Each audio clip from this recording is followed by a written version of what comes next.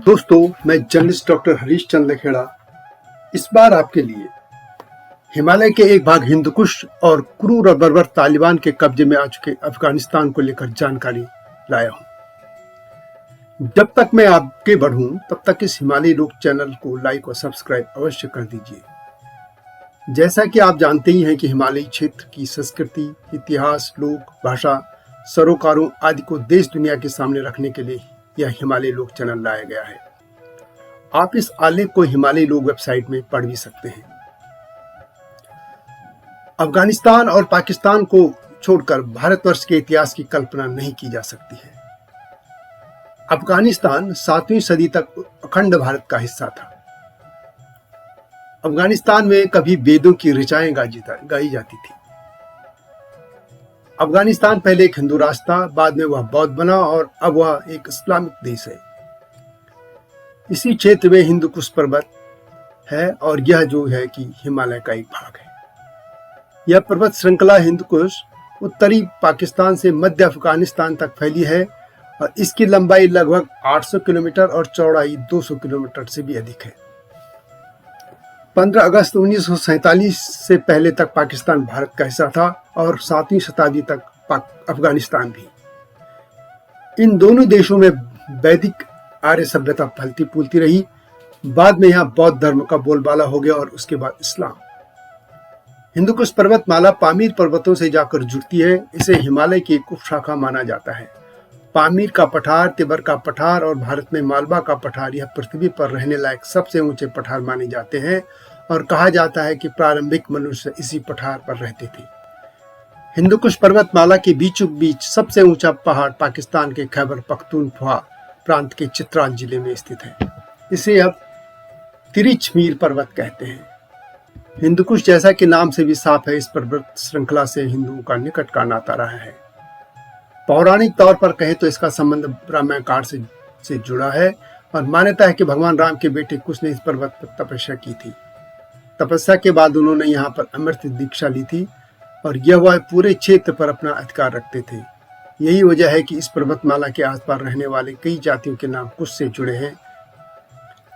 हिंदुकुश पर्वतमाला हिमालय के उस पार से भारत में आने का आसान रास्ता भी कहलाता है, क्योंकि इस पर्वत पर कई दर्रे हैं जिनके उस पार कजाकिस्तान, तुर्कमेनिस्तान, उज्बेकिस्तान, चीन, रूस, मंगोलिया आदि जगह जा सकते हैं। अब सबसे पहले इस पर्वत श्रृंखला के नामकरण को लेकर बात करते हैं। कहा जाता है कि पहले इस पर्वत श्रृंखला का नाम परियात्र पर्वत था। कुछ विद्वान इसे परिजात पर्वत भी कहते हैं। इसका दूसरा नाम हिंदुकेश भी था। इसे हिंदुकेश इसलिए कहते हैं थे कि यहाँ भारत की सीमा का अंत होता था और केश का अर्थ होता है अंत। जैसे हमारे शरीर में केश यानी बाल अंतिम सिरे के समान होते हैं। यहाँ तक भारत में रहने वाले हिंदुओं का क्षेत्र था, अर्थात हिंदुओं के क्षेत्र की सीमा का अग्रभाग। यह भी कहा जाता है कि यूनानी आक्रमणकारी सिकंदर ने भारत पर हमला करते हुए इस पर्वत श्रृंखला पर कब्जा कर लिया था और कहा जाता है कि सिकंदर ने ही यूनानी भाषा में से कॉकासोस इंदिकोस यानी भारतीय पर्वत नाम से पुकारा था। बाद में इसका नाम इंदिकोस से हिंदुकुश और हिंदुकुह और हिंदू पड़ा। कुह का या कोह का मतलब फारसी में पहाड़ होता है। हिंदुकुश नामकरण को लेकर एक सबसे दुखद कहानी भी है। आज के तालिबान को देखकर लगता है कि इस नामकरण में भी सत्यता है। मध्यकाल में सन 1333 में इब्न बतूता के अनुसार हिंदुकुश का मतलब मारने वाला था। इसका मतलब था कि यहाँ से गुजरने वाले लोगों में से अधिकतर ठंड और अन्य प्राकृतिक आपदाओं से के कारण मर जाते थे। यही भी कहा जाता है कि उत्तरी भारतीय महाद्वीप पर अरबों तुर्कों के कब्जे के बाद हिंदुओं को गुलाम बनाकर इस पर्वतों से ले जाया जाता था और उनमें से बहुत से हिंदू यहाँ बर्फ और अत्यधिक ठंड के कारण मर जाते थे। पारसी में कुश शब्द का अर्थ होता है मौत। खुदकुशी से इस शब्द का अर्थ लिया गया है। या हिंदू खुदकुशी कर लेते थे। इससे पहले हिंदू कुशी और फिर हिंदू कुश हो गया। माना जाता है कि मुगल काल में अफगानिस्तान को हिंदू विहीन बनाने के लिए जो कत्लेआम का दौर चला, उस दौर में आक्रांतों ने इस पर्वतमाला को हिंदुओं का कत्लगाह बना दिया था। यहाँ भारत के अन्य हिस्सों से लाखों की तादाद में गुलामों को लाकर छोड़ दिया जाता था या उन्हें अरब की गुलाम मंडियों में भेज दिया जाता था। माना जाता है कि अरब, बगदाद, समरकंद आदि स्थानों में काफिरों की मंडियां लगती थी जो हिंदुओं से भरी रहती थी और वहां स्त्री पुरुषों को बेचा जाता था। कहा जाता है कि तैमुरलंग जब 1,00,000 गुलामों को भारत से समरकंद ले जा रहा था तो एक ही रात में अधिकतर लोग हिंदू कोह पर्वत की बर्फीली चोटियों में सर्दी और ठंड से मर गए थे। इस घटना के बाद इस पर्वत का नाम हिंदुकुश यानी हिंदुओं को मारने वाला पड़ गया था। वैसे तर्क यह दिया जाता है कि हिंदुकुश नाम तो सिकंदर के दौर का है। यह भी कहा जाता है कि इस क्षेत्र में कभी हिंदू रहते थे, इसलिए हिंदू क्षेत्र पर्वत भी कहते थे इसे। इसलिए इस पर्वत माला का नाम हिंदू क्षेत्र पड़ गया। और कहा जाता है कि तुर्की, चीनी और अरब के लोग जो यहाँ आ जाते थे वे क्षेत्र शब्द नहीं बोल पाते थे, क्षेत्र को क्षेत्र कहते थे। बाद में यह शब्द बिगड़ कर केश हो गया। उत्तरी पाकिस्तान में हिंदुकुश पर्वतमाला और काराकोरम पर्वतमाला के बीच स्थित एक हिंदू राज पर्वत श्रृंखला भी है। इस पर्वत श्रृंखला में कई ऋषि मुनियों के आश्रम बने हुए थे जहाँ भारत और हिंदुकुश के उस पार से आने जाने वाले जिज्ञासुओं, छात्रों के आदि के लिए शिक्षा, दीक्षा और ध्यान की व्यवस्था थी। यह हिमालय के उस पार से भारत में आने का एक रास्ता है। अब अफगानिस्तान की बात करते हैं। ईसा से 700 वर्ष पूर्व ही अफगानिस्तान क्षेत्र को आर्याना कहते थे। यह क्षेत्र कभी महान सम्राट चंद्रगुप्त मौर्य के राज्य का हिस्सा था। काबुल का पहले नाम कुंभा था जो यहाँ की एक नदी के नाम पर रखा गया था। यह क्षेत्र भारत के 16 जनपदों में से एक कंबोज के अंतर्गत आता था। बौद्ध काल में यहाँ का बामियान नगर बौद्ध धर्म की राजधानी था। प्राचीन संस्कृत साहित्य में कंबोज देश का उल्लेख मिलता है। कंबोज देश का विस्तार कश्मीर से हिंदुकुश तक था। महाभारत की गांधारी इसी क्षेत्र के गांधार की थी। गांधारी तब के गांधार देश के सुबल नामक राजा की कन्या थी। क्योंकि वह गांधार की राजकुमारी थी इसलिए उसका नाम गांधारी पड़ा। यह हस्तिनापुर नरेश, धृतराष्ट्र की पत्नी और दुर्योधन आदि कौरवों की माता थी।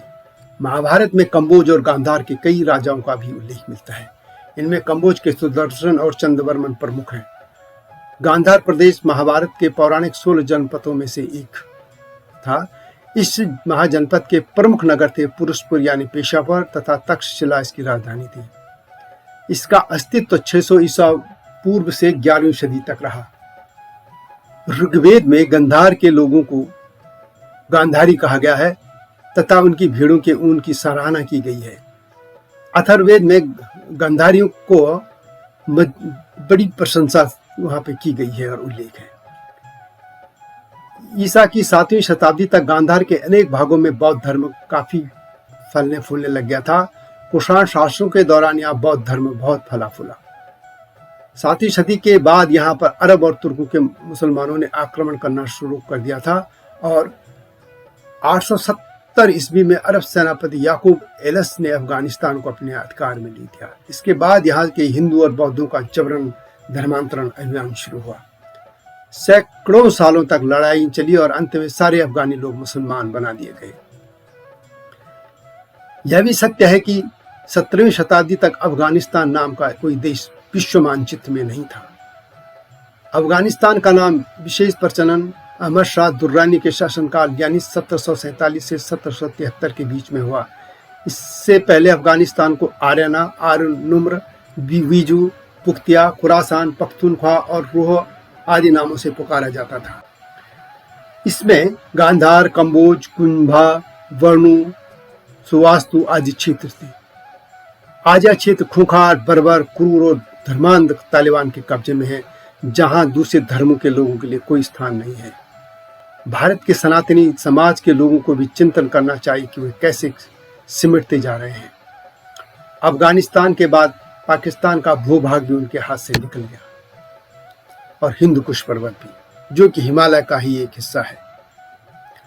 दोस्तों, यह था हिमालय के अभिन्न भाग हिंदुकुश पर्वत श्रृंखला और अफगानिस्तान का थोड़ा सा इतिहास। यह वीडियो आपको कैसी लगी कमेंट में अवश्य लिखें। हिमालयी लोग चैनल को लाइक और सब्सक्राइब करना न भूलना। इसके टाइटल सॉन्ग हम पहाड़ों को भी सुन लेना मेरा ही लिखा है, इसी चैनल में है। अगली वीडियो का इंतजार कीजिए। तब तक जय हिमालय, जय भारत।